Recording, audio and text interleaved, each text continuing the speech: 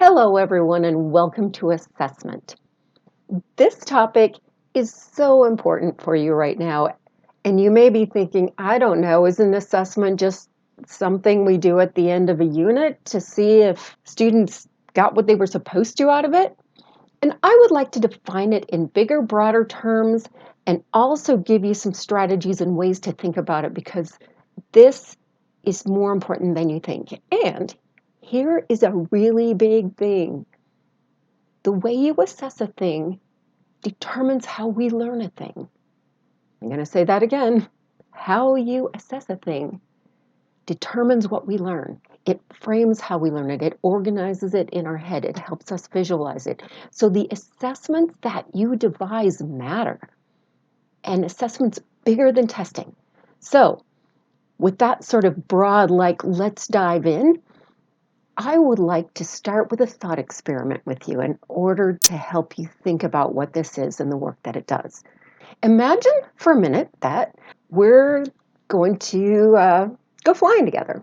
And I tell you, hey, I'm a pilot. I have over 1,000 hours in the airplane.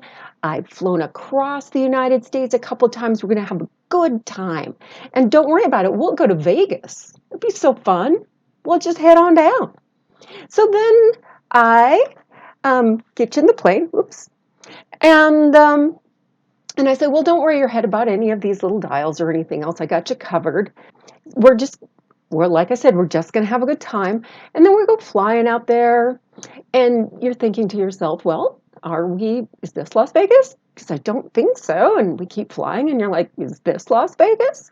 And then ultimately, we're like, this is not Las Vegas, right? So the problem with my planning of getting to Las Vegas is similar to the problem with assessment in the United States. What we want to do is have fun. So we plan to have fun. So we're just going to go up, we're going to have a good time, or who knows, we might even get somewhere. The problem is, unless you have a specific destination, you won't make it. So I'm going to use this analogy to talk about why fun isn't the thing that you should focus on. Focus on your goal, and once you know what your goal is, then you can make that journey really fun. But if you start off going just like, hey man, we're just going to go fly around and get to Vegas eventually, it's going to work out poorly for you. Okay, so you should not trust anyone, a pilot in particular, who has not taken out the tools of the trade, has not drawn a line, has not calculated the time, rate, distance, fuel burn. You should not trust somebody who hasn't calculated the altitude that they'll have to climb to, or the density altitude, or the temperature and how that matters, or looked at the weather. But we jump into classrooms all the time, and it's like, well, we're teaching short stories today, so I'm going to pluck one of these out of the book, and we'll read that thing. And then at the end, I'll ask students if they understood it. We'll have a discussion, and usually that discussion blows, by the way, because it's not structured. You don't know what you want out of that discussion. And so it turns into one of those things where the teacher's like, and what did you think of this story? And everybody's like, eh? Because there's no goal. The teacher has not gotten out the ruler, the pencil, and said, this is where I want to go. This is why we're reading this story. We do that a lot. We fill time, we try to have fun, but we don't have a goal. Here's another thing about having a goal or having a destination. You want that goal to be really specific. If we're just going to Vegas, there's probably 4 airports there. I should probably think about that, right? So notice on the left, I'm giving you an example of an effective destination. This is Clyde Ice Field in Spearfish. It is specific. It tells you this one place, this one goal, this one airfield, where it's at. I can dial that in. I can fly to that one place. Now, on the right, this is not effective. This is what happens when educators take those big, broad, student content standards, like students understand the causes and effects of the American Revolution. And they try to do that in a day. They're like, oh, well, we're going to do that today. Well, you can't. That's like this vision, that's like that image right here on the right, which is not effective. You can't just fly to South Dakota. You have to pick a place to land. Your wheels have to come down somewhere specifically. And if you don't have that planned, you run out of gas and you land where you land. And you don't want to do that in education. You want to get to specific destinations for reasons you care about.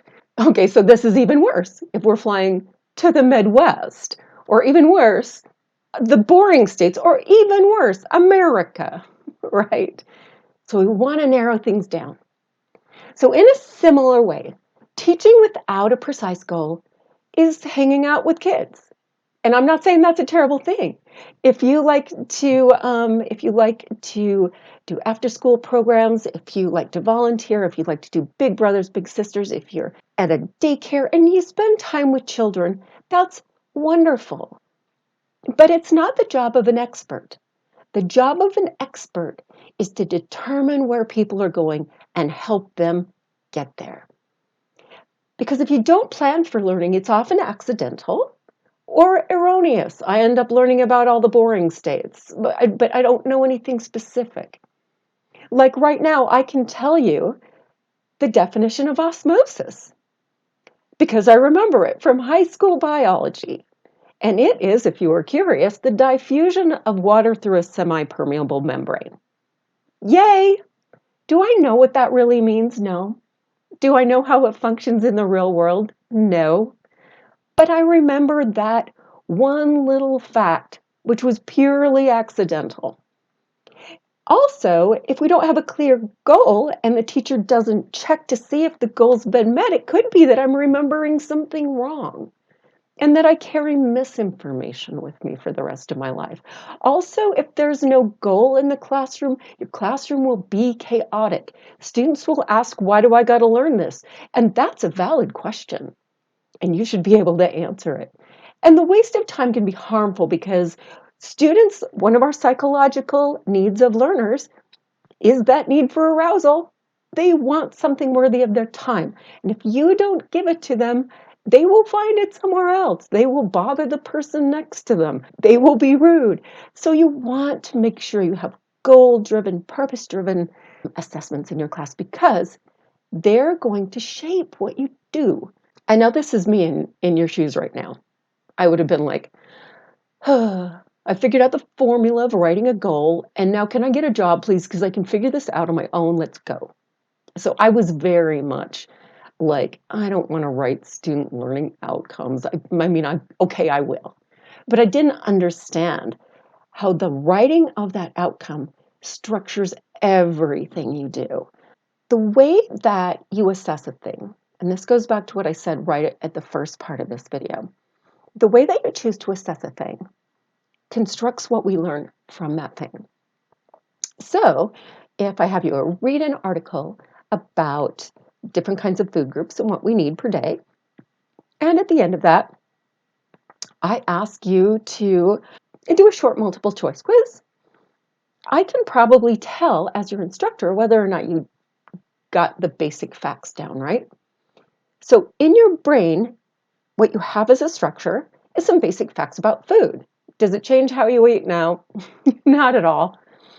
Now, if my assessment is more challenging, this is something that Vygotsky advocated, is that you give a challenging task and then you help students get there. Challenging tasks are multifaceted. Sometimes they're called performance tasks. But if I ask you to read some articles about the relative merits of different kinds of grains or whatever, and then I ask you, hey, your challenge is to create a school lunch that is the most nutritious and the most popular, the tastiest, and the most cost efficient. And in teams, you're going to do that, and we're going to see which one you vote on, and we're going to actually make that in the cafeteria. Now, notice that that starts fulfilling the criteria of our theorists. It's social, because you're working together, you've got a challenge, and it's authentic. We actually make meals for lots of people in the world, and we try to think about factors like, is this affordable? Notice that if you did that second assessment, if you had to design a school lunch together with a team, you are constructing knowledge differently. You're going to have a whole different network of information about food in your head than if I just ask you how many oranges you need to eat a day. Now, before we get to actually writing goals together, I want to distinguish between these two things, learning objectives on the left and learning outcomes on the right, because they serve very different purposes. Learning objectives are things you do as a teacher. Think about this as what's in your lesson plan. As students come in, I'm going to have the prompt on the board. I'm going to have them read X. I'm going to have them answer this question before a discussion on B. Learning objectives there on the left are what teachers do. They're teacher behaviors. They're not really measurable, though, in terms of what students are able to do or what students know. And so what we're going to be writing for your mini lesson is a student learning outcome. That's what's on the right. And these are tied to specific behaviors of students. So if you want students to understand how the differences in the founding fathers' views of the United States still come out in conflict today, I'm going to have to think about what that looks like. What will students hand me on a paper or do or act out? What will they do to show me that they understand that? What will they bring to me? That's what I want you to think about as we move into the mini lesson. So I'm putting a big red circle slash through this left-hand side for right now so that you can see that right now, let's not think about what you're going to do. That's instruction. Think about what you want students to know, do, and what will it look like? What behaviors will they show you? This is a typical assessment process. We start with our curricular goals, we move to instruction, and then we assess. This is a problematic process. Let me show you why. First off, we have describe impact other countries had on North America through exploration and conflict. Now, notice that that is analogous to flying to America, right? That's huge. There's so many subcategories, so many ways in which North America was influenced by everybody, right? First off, I've got to pare that down because right now we're flying to America, right? The thing that teachers next usually do is think, okay, well, I've got to do something that is related to that. So in my teacher brain, I think, well, maybe we'll talk about why people move west. Now, notice we're already having a problem because while this article talks about why people move west, it's not really addressing that standard, which is like, what was the impact on the place and the people, right? So I've already got a problem as I'm like, well, I feel like this is related. So I'm going to continue to have a problem when I get to assessment. Like what will students know and do? What will their behavior be that shows me that they understand the impact that settlers had on North America and its peoples? And so because I don't know, because I already have some flawed ideas about how that's connected, my assessment is useless. I'm like, okay, I have some study questions. Everybody understood westward ho, but they still don't understand the impact that other countries had on North America in terms of immigration. In this way, the assessment is really tacked on to instruction. Notice this. It's like, oh, I did some instruction and now I feel like I should have them do an assignment so I have something to show at parent-teacher conference. So it's more, this is the analogy for that. So when assessment is tacked on, it's more like an afterthought. It's like, oh, I have to have proof of something you did today. It often results in inefficient instruction because it's assessing something because you're supposed to, not because you have a goal and you want to see if students met it. For assessment to be really, really effective, you use it formatively, and that means I look at your papers in order to determine whether or not I should move to the next topic. That's formative assessment. It's not graded. Formative assessment is when I ask for you to talk about transfer, say, And I ask you to give me an exit slip so I can look at that before our next class. Because I don't want to move on if you really don't understand transfer or how you can use that in your classroom. So when assessment is tacked on, it doesn't help inform your choices, and it doesn't help you really think about what you value and want to accomplish.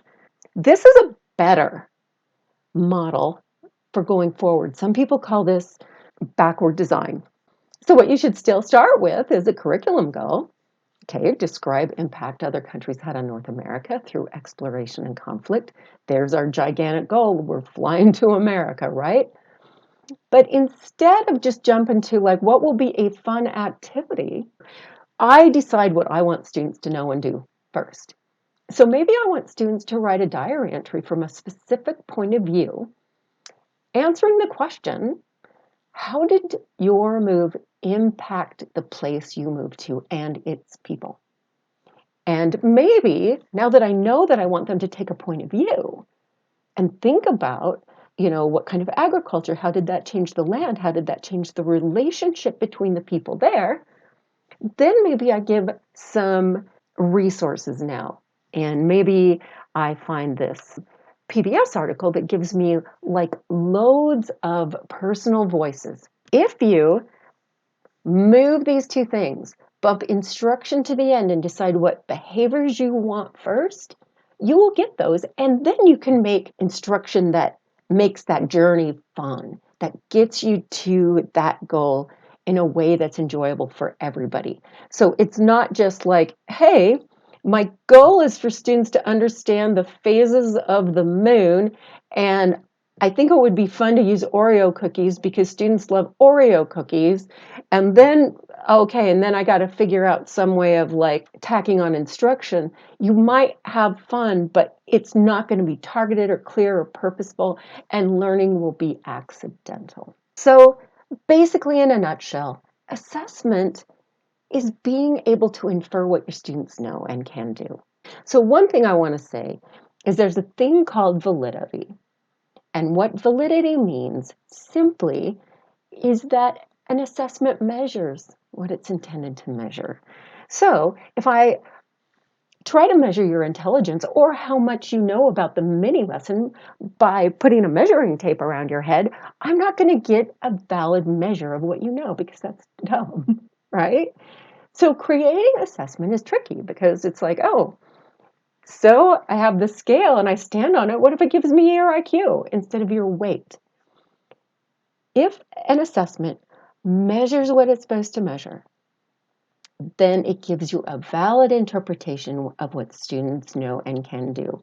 That's what validity means. It means I can make valid inferences about what you know so far.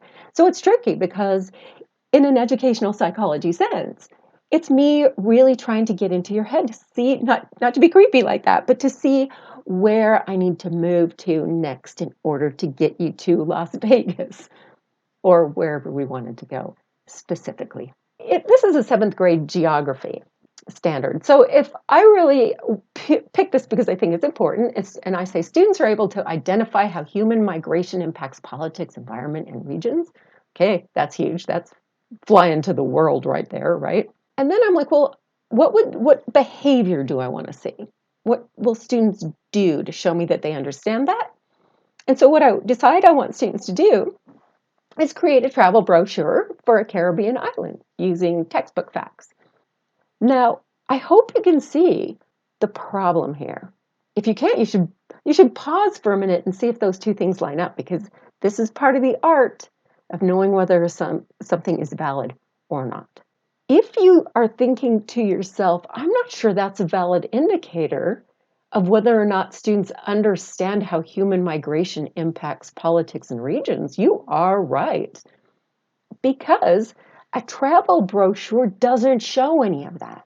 A travel brochure shows you the beautiful beaches and it shows you the lovely food and everybody's having a great time, but it doesn't show you the political sphere. It doesn't show you how many people are displaced because of tourism. It doesn't show you the service industry or how those people live. It doesn't show you anything valuable in terms of the way that migration has impacted politics or the environment. Big validity problem. So when you stop to think about what students will do to show what they understand, those two things need to match up. That's what validity means.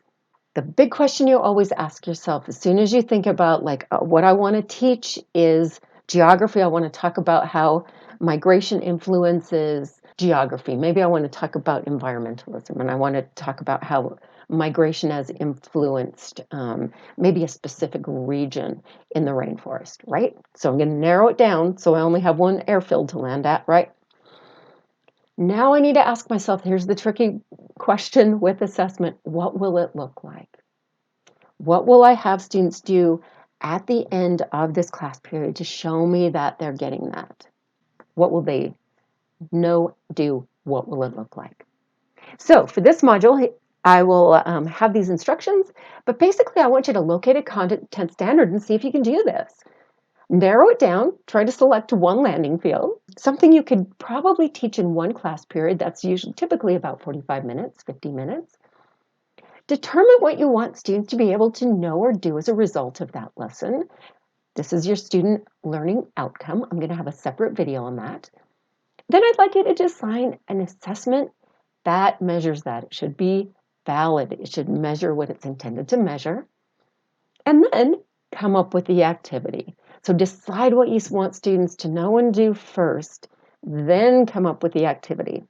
That's where the fun is. But you can't have, it's not fun if you don't know what the goal is, because then you're just flying around and running out of gas. I hope you're all well.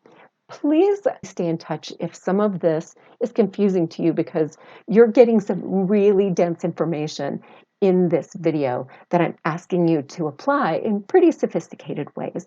Definitely let me know if you're confused, and I will be assessing you in the kindest and gentlest version of that.